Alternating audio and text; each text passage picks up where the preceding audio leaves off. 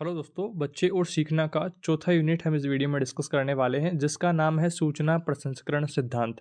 इस वीडियो में दोस्तों इस चौथे यूनिट के महत्वपूर्ण बिंदुओं की चर्चा करेंगे जो कि आपके एग्जाम के लिए इंपॉर्टेंट रहेंगी। और ये जो चौथा यूनिट आपके 7 नंबर का यूनिट है तो आप 7 नंबर इस यूनिट में से पक्के कर पाएंगे। सभी महत्वपूर्ण बिंदुओं की चर्चा करेंगे तो वीडियो को पूरा देखना। चैनल पर नए हैं तो सब्सक्राइब कर लीजिए इसी तरह के और इंपॉर्टेंट वीडियोज़ के लिए। दोस्तों इस यूनिट में हम बात करेंगे कुछ महत्वपूर्ण बिंदुओं की, जिनमें पहला महत्वपूर्ण बिंदु है सूचना एवं ज्ञान में अंतर संबंध क्या है। कई बार एग्जाम में आया हुआ है तो आपको ध्यान से इसको याद कर लेना है। देखिए, इसमें आपको लिखना है बाहरी वातावरण में उपस्थित जो उद्दीपक हैं उनको ज्ञानेंद्रियों के माध्यम से ग्रहण करना ही क्या कहलाता है, सूचना कहलाता है। दूसरी ओर देखिए, सूचनाओं का विभिन्न मानसिक प्रक्रियाओं द्वारा विश्लेषण करके मस्तिष्क में संचय करना है और फिर उसके बाद में उसको उपयोग करने के लायक उसको बनाना है। फिर उसके बाद में ज्ञान का निर्माण कहलाता है। अब आप यहाँ पर समझ रहे हैं सूचना तो क्या है कि जो बाहरी वातावरण में उपस्थित जो उद्दीपक है, कोई भी बात है, उसको ज्ञानेंद्रियों के माध्यम से सीधा ग्रहण करना ही क्या कहलाता है, सूचना कहलाता है। और दूसरी ओर जो सूचनाएं हैं उनको ग्रहण हमने कर लिया है, उनमें जो हमारे उपयोग की जो काम की बातें हैं उनको ठीक तरीके से विश्लेषण उनका कर करके और उपयोग करने, उनको उपयोग करने के लायक बना करना जो है वो ज्ञान कहलाता है। ये आपको बात इनकी परिभाषा के तौर पर ध्यान रखनी है। इसके बाद में सूचना पर मानसिक कार्य एवं मस्तिष्क में संचय और ज्ञान का उपयोग आपको सारणी के रूप में भी ध्यान रखना है। तो देखिए, सूचना में आपको ध्यान रखना है कि संस्थान में आने के बाद अपने बैग को खोल करके देखने पर किताब का नहीं मिलना, ये क्या है, सूचना है। उदाहरण के तौर पर आप समझिए। और सूचना पर मानसिक कार्य क्या रहेगा, मस्तिष्क में क्या संचय रहेगा कि शायद कल घर पर पढ़ने के बाद उसे कहीं रख दिया होगा, कहाँ रखा जाकर ढूंढकर पुनः बैग में रखना होगा। इस तरह से मन में हमारे जो मस्तिष्क में बात चलने लगती है संचय करके। और मानसिक कार्य के अंतर्गत आपको ये ध्यान रखना है। और ज्ञान के उपयोग में आपको ध्यान रखना है कि अगले दिन जब संस्थान के लिए, विद्यालय के लिए घर से निकल रहे हों तो अपने बैग में देखना है कि किताब है या नहीं। तो ये क्या है, पूर्व ज्ञान, पूर्व जो हमारे साथ में घटनाएं घटी है उनमें जो ज्ञान की बात है, जो मेन काम की बात है, उसको हमने उपयोग में ले लिया है। कि क्या लिया है कि हम जब भी स्कूल जाएंगे, जब भी संस्थान जाएंगे तो वहाँ पर क्या करेंगे, हम पहले बैग चेक करेंगे कि हमारे जो बुक्स काम की है वो काम काम की सारी चीज़ें बैग में है या नहीं है। वो सब कुछ चीज़ें हम पहले से ही चेक कर लेंगे।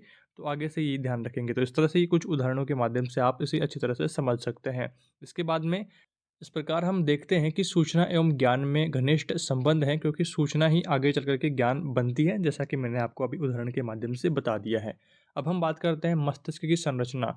मस्तिष्क का टॉपिक दोस्तों कंप्लीट आपको याद रखना है, इंपॉर्टेंट है इस यूनिट के लिए। मनुष्य के शरीर में मस्तिष्क केंद्रीय तंत्रिका तंत्र का एक प्रमुख भाग है। इसका मुख्य कार्य शरीर के सभी अंगों की क्रियाओं पर नियंत्रण करना है।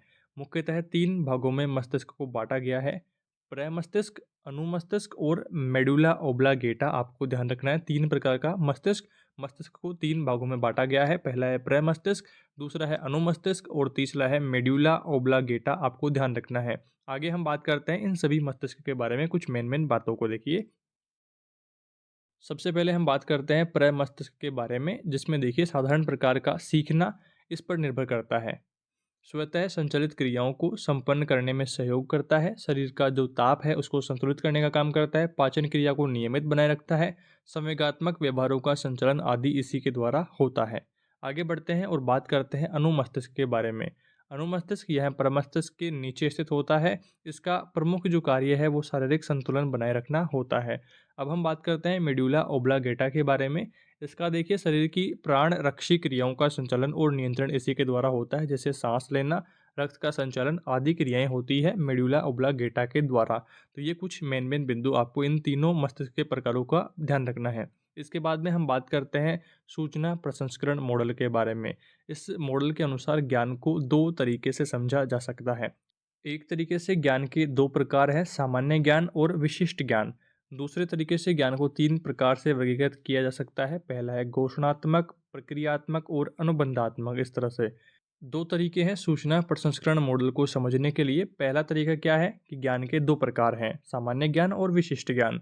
दूसरा तरीका क्या है कि ज्ञान को 3 प्रकार में वर्गीकृत किया जा सकता है: घोषणात्मक, प्रक्रियात्मक और अनुबंधात्मक। आपको ध्यान रखना है। और यहाँ पर देखिए, सीखना एक आंतरिक प्रक्रिया है, न कि बाहरी।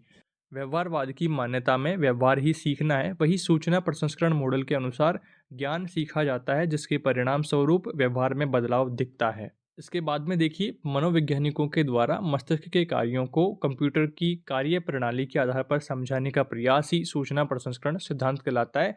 जो मस्तिष्क के कार्य हैं उनको कंप्यूटर के प्रणाली के आधार पर समझाने का जो प्रयास है वो सूचना प्रसंस्करण सिद्धांत कहलाता है। कंप्यूटर में सूचना प्रसंस्करण में तीन अवयव आगत, प्रक्रिया और निर्गत का प्रयोग किया जाता है।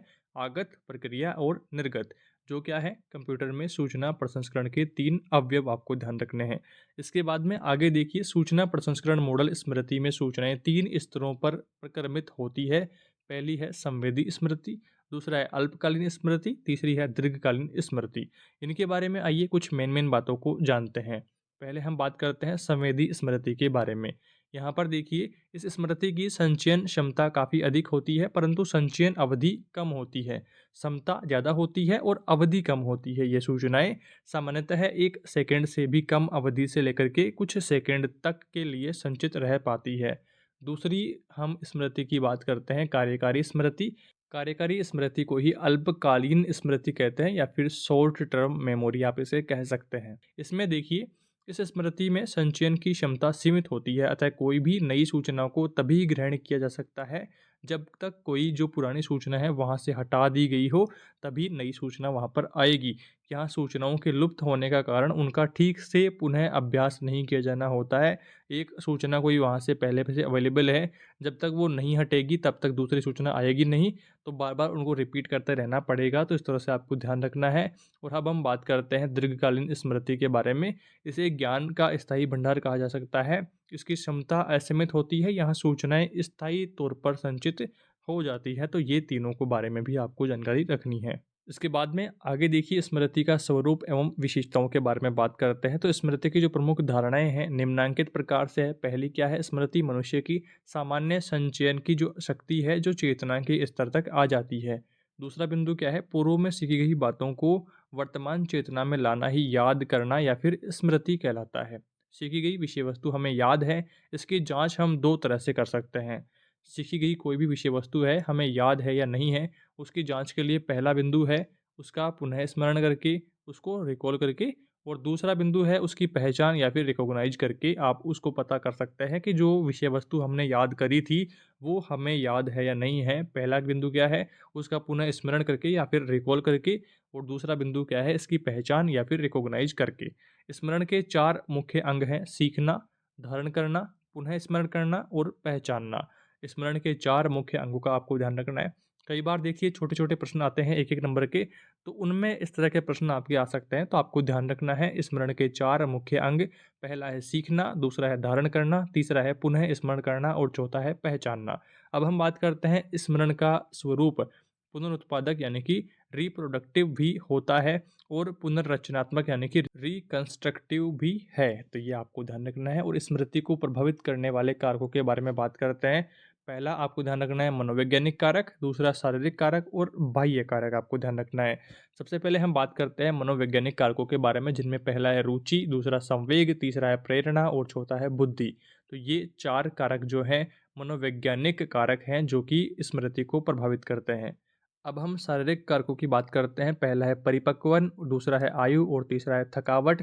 तो ये तीन कारक जो हैं शारीरिक कारक हैं जो कि स्मृति को प्रभावित करते हैं, परिपक्वता, आयु और थकावट।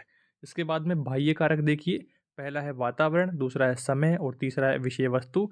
तो ये तीन कारक जो हैं बाह्य कारक हैं जो कि स्मृति को प्रभावित करते हैं। तो ये आपको कारक ध्यान रखने हैं स्मृति को प्रभावित करने वाले।